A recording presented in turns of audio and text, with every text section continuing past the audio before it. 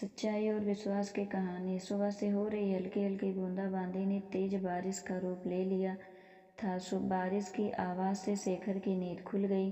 कुछ देर वो बिस्तर पर यूं ही अलसाया सा लेटा रहा। थोड़ी देर बाद उठा। उसने किचन में जाकर कॉफ़ी बनाई और कॉफ़ी का मग लेकर बाहर बालकनी में आ गया। वो बालकनी में बैठकर दूर पहाड़ियों पर उतरे बादलों को देख रहा था। ऐसा लग रहा था कि मानो बादलों ने उन पहाड़ियों पर अपना घर बना लिया हो। नीचे बारिश हो रही थी, हवा भी तेज चल रही थी। हवा के झोंके रह रहकर शेखर के बालों को बिखेर रहे थे। वो मंत्रमुग्ध सा बादलों को नीचे उतरे देख रहा था। प्रकृति के वो नज़ारे और बारिश का शोर शेखर के अंदर एक हलचल मचा रहा था। कल रात से न जाने क्यों उसे शिखा की बहुत याद आ रही थी। वो समझ नहीं पा रहा था कि उसके साथ ऐसा क्यों हो रहा है। शिखा को छोड़े उसे 17 साल हो गए थे। हाँ, छोड़े हुए। उसने शादी न करने का फैसला शेखर ने ही तो लिया था और छोड़ दिया था शिखा को उसकी किस्मत के भरोसे। उसने एक बार भी नहीं सोचा गरीब अनाथ शिखा उसके बिना कैसे जिएगी।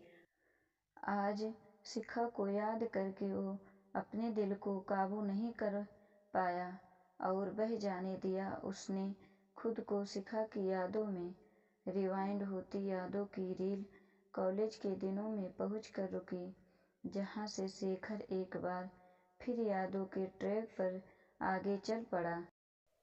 हल्के नीले रंग के डेनिम की जींस और सफ़ेद टी शर्ट पहने, हाथ में गिटार लिए शेखर फ्रेशर्स पार्टी में गाना गा रहा था।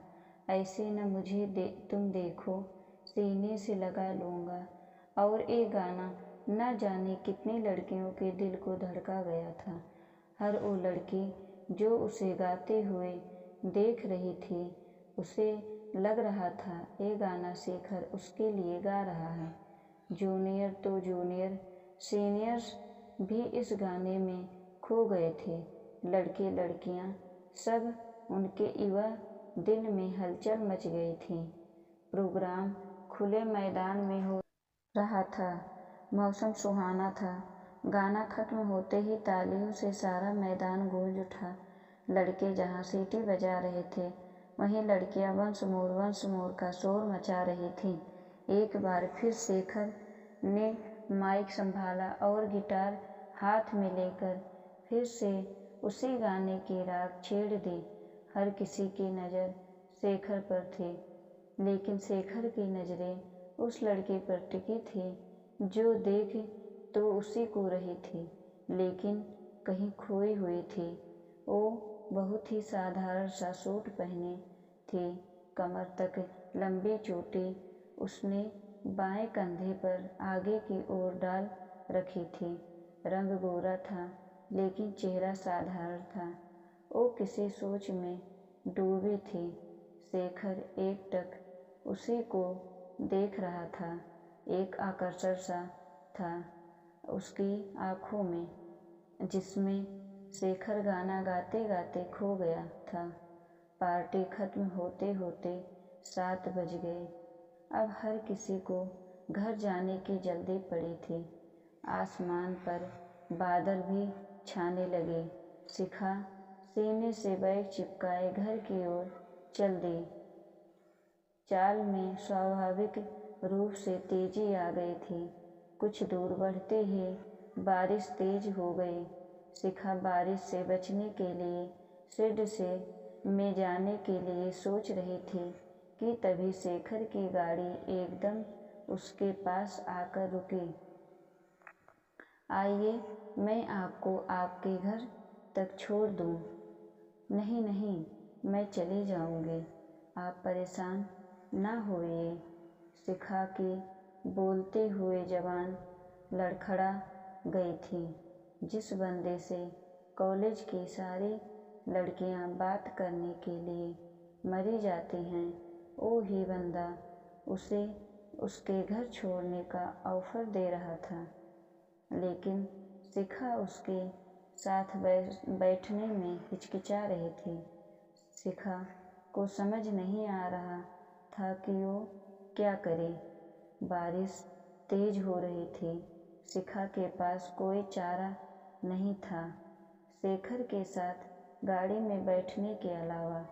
रास्ते में शेखर ने उसका इंटरव्यू ले डाला। शिखा ने बताया कि वो अनाथ है, कोई नहीं है उसका। ये सुनकर शेखर को दुख हुआ। उसने मन ही मन ठान लिया कि वो शिखा का सहारा बनेगा, एक दोस्त की तरह। लेकिन दोस्ती धीरे धीरे प्यार में बदल गई। शिखा की जिंदगी में शेखर का आना उसको एक अलग ही दुनिया में ले गया, जहाँ जाकर वो सब कुछ भूल गई कि वो एक गरीब और अनाथ है, अनाथालय में पली बढ़ी है। भूल गई कि शेखर एक अमीर घर का लड़का है। शेखर आकाश है तो वो धरती। और सबसे बड़ी बात, वो ये भूल गई कि आकाश और धरती का मिलन कभी नहीं होता।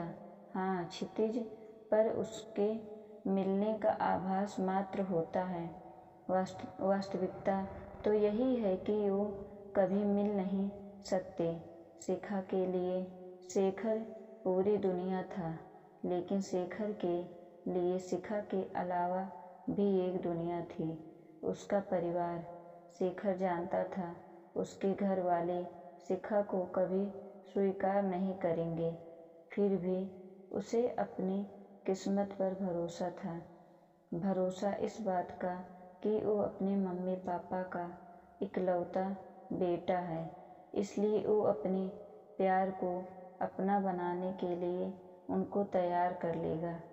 लेकिन किस्मत ने शेखर का साथ नहीं दिया।